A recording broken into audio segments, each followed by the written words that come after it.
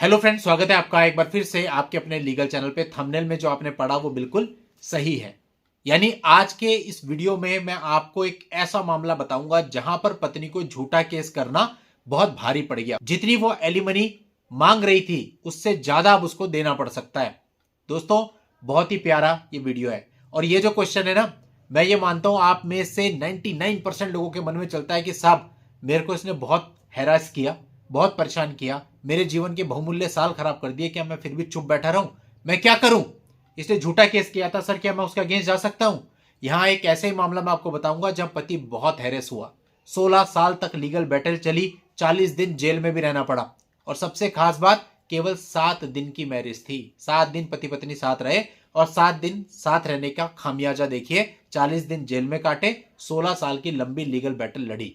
इस परिस्थिति में आदमी ये सोचेगा ही कि भाई मैं खामोश क्यों बैठूं, आज जब मैं सही साबित हो चुका हूं तो क्यों ना मैं इनको दंडित कराऊं। और दूसरी बात, अगर इस प्रकार से दंडित कराने पे आ गए तो फॉल्स केस करने वाले डरेंगे। अभी तक तो उन्हें लगता है कुछ होता नहीं, लेकिन यहां पे फॉल्स केस प्रूव हुआ, उसके बाद पति ने जो केस करा वो आपका दिमाग घुमा देगा। इसके बाद दोस्तों जो पति ने किया वो मैं आपको खुल के बताऊंगा। और जितने भी फॉल्स केस करने वाले हैं ना, और उनमें से कोई इस वीडियो को देख लेगा, इस मामले को जान लेगा, तो फॉल्स केस करने से पहले हाथ कांपेंगे। तो दोस्तों वीडियो बहुत इंपॉर्टेंट रहने वाली है, आखिरी तक वीडियो में बने रहना। दोस्तों पिछले 5-6 दिन से लगातार मैं लाइव का प्रोग्राम कर रहा हूं, जिसका उद्देश्य है कि आप लोग अपनी जनरल क्वेरीज को वहां पूछ सकें, क्योंकि कमेंट से बताना पॉसिबल नहीं होता। उद्देश्य होता है कि सब एक साथ जुड़ेंगे, एक ग्रुप बनेगा और उस ग्रुप में जितने लोग आएंगे मैक्सिमम कमेंट्स का आंसर भी देंगे। और सबसे बड़ी बात है कि जो लोग भी उसे सुन रहे हैं, देखो होता क्या है, अगर कोई व्यक्ति, कल मैंने एक रिक्वेस्ट भी करी थी कि लाइव पे जब आप क्वेश्चन पूछे तो अपनी सिटी का नाम जरूर लिख दें।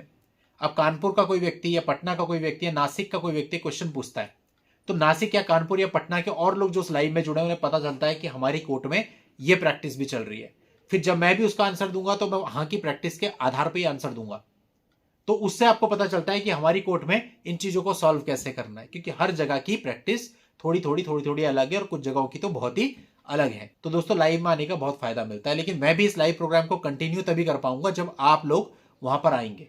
अब मैं अपना सारा काम धाम छोड़ के अगर वहां पे आधा पौना घंटा बैठ रहा हूं तो मैं भी एक्सपेक्ट करता हूं कि वहां पे 500-1000 लोग बैठे हों, मुझे भी अच्छा लगे, लोगों को भी फायदा मिले। बट अगर मैं लाइव में आ रहा हूं, वहां पे 50 लोग जुड़ रहे हैं और कई बार उतने भी नहीं जुड़ रहे हैं, तो दोस्तों फिर मेरे लिए भी ये प्रोग्राम चलाना मुश्किल हो जाएगा, मैं भी निराश हो जाऊंगा और इसे मुझे बंद करना पड़ेगा। इसलिए आपसे रिक्वेस्ट है कि एक प्लेटफॉर्म हम लोग क्रिएट कर रहे हैं, जहां एक प्लेटफॉर्म पर एक फैमिली की तरह एक ग्रुप बहुत बड़ा बैठे, अपनी अपनी क्वेरीज भी भेजे, उनका आंसर भी मिल सकता है और सीखे। मेनली मैं कहता हूं लाइव प्रोग्राम को आपने 3 महीने अगर लगातार अटेंड कर लिया ना, इतनी नॉलेज गेन हो जाएगी, किसी से कभी कुछ पूछना नहीं पड़ेगा जीवन में। तो इसलिए दोस्तों ये प्रोग्राम आपके लिए है। अगर आप ही की अटेंडेंस नहीं होगी तो फिर इसे करने का कोई बेनिफिट नहीं है। तो मैं उम्मीद करता हूं कि आज शाम को 5 बजे ज्यादा से ज्यादा लोग लाइव प्रोग्राम में अटेंडेंस लगाएंगे और मेरा मनोबल बढ़ाएंगे। चलिए दोस्तों इस केस पे आते हैं। इस केस में जो पति था उसको यूके में 2020 में डाइवोर्स मिल चुका था। हालांकि मैं उन डिटेल्स में नहीं जाऊंगा, क्योंकि जो मुद्दा है आज के इस वीडियो का वो है आपको काउंटर केस के बारे में बताना। उसके ऊपर एक केस किया गया था जिसमें 498, 406 एंड 506 आईपीसी के सेक्शन उस पर लगे हुए थे। 2016 में ट्रायल कोर्ट ने उसका एक्विटल कर दिया, यानी उसको दोष मुक्त कर दिया। इसके बाद पत्नी ने चैलेंज किया इस जजमेंट को सेशन कोर्ट में और 2018 में सेशन कोर्ट ने भी उसको दोष मुक्त कर दिया।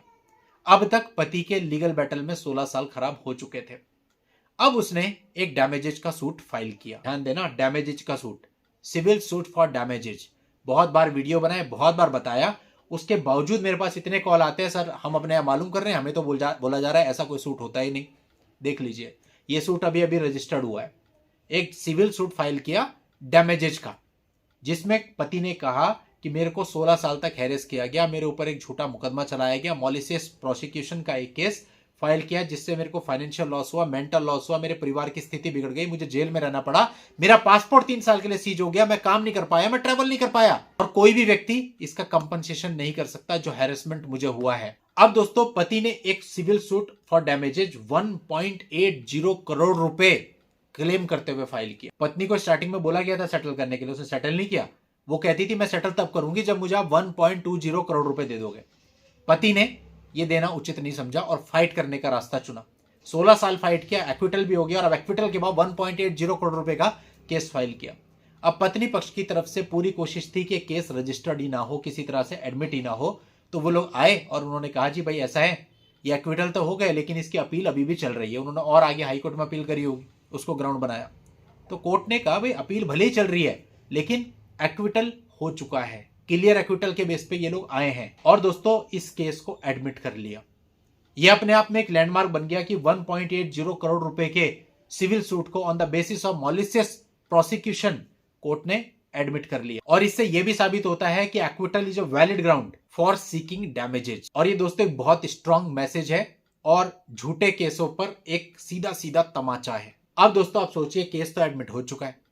अब चूंकि पति के पास सारे फैक्ट्स हैं, जजमेंट उसके फेवर में है, कल को यह केस पति के पक्ष में डिसाइड होने के चांसेस बहुत ज्यादा है। और ये डिसाइड हो गया, मैं कहता हूं चलो 1.80 करोड़ नहीं मिले, उसको आधा भी मिल गया ना, 1 करोड़ भी अगर उसको ग्रांट होगी, सोचिए दूसरे पक्ष की क्या हालत होगी। इसलिए दोस्तों जब तक वो लोग दूसरे पर केस करते हैं बड़ा आसान लगता है, लेकिन जब चीजें अपने गले में पड़ जाए ना, फिर बहुत मुश्किल हो जाता है बचना। इसलिए मैं यही कहूंगा, कभी भी किसी के ऊपर झूठे केस ना करें। हर व्यक्ति एक जैसा नहीं है। अगर 10 लोग सहन करेंगे, एक वापस भी करेगा केस, और वो वापसी जो होगी वो फिर खतरनाक साबित हो सकती है कई बार, क्योंकि जब हम आग में हाथ डालते हैं तो अपने हाथ भी जलते हैं। इसलिए झूठ बेईमानी से दूर रहना चाहिए और शुरुआत में रीजनेबल अमाउंट पे सेटल कर लेना चाहिए। इन चीजों में नहीं पड़ना चाहिए गलती किसकी है। आज के समय कोई व्यक्ति अपनी गलती मानने को तैयार नहीं है। ऐसे ऐसे मामले हमने देखे जहां बेडरूम में पति ने रंगे हाथ पकड़ा, फिर भी गलती ना मान के उल्टा उसी के ऊपर केस कर दिए। उसके पास सारे एविडेंस थे, जब वो कोर्ट में लेकर के आया भरी कोर्ट में जलील होना पड़ा। उसके बाद हाई कोर्ट गए तो हाई कोर्ट का जब जजमेंट आया तो वो पब्लिकली साइटों पे पड़ा है, लोग उसको पढ़ रहे हैं।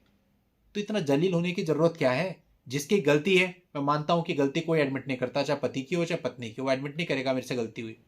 लेकिन कम से कम हमें खुद को तो पता होता है कि हम गलत हैं। ऐसा कोई आदमी है जो कि गलत करे और उसको अंदर से खुद ना पता हो कि मैं गलत कर रहा हूं? सबको पता होता है क्या गलत है क्या सही है।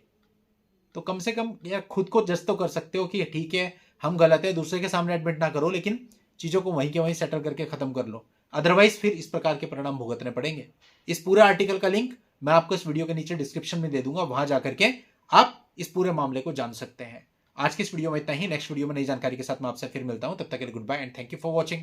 Take care.